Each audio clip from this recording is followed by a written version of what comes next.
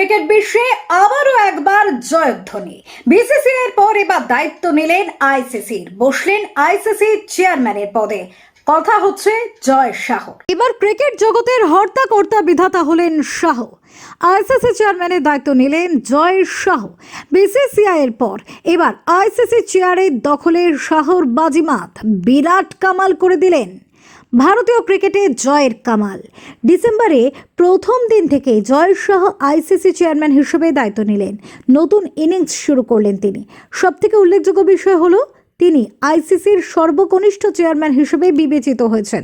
বর্তমানে তার বয়স মাত্র 35 বছর। পাশাপাশি তিনি পঞ্চম ভারতীয় হিসেবে আইসিসি চেয়ারম্যানের দায়িত্ব নিলেন। চ্যাম্পিয়ন্স ট্রফি নিয়ে চলমান বিতর্কের মধ্যে জয় শাহ এই দায়িত্ব নিয়েছেন।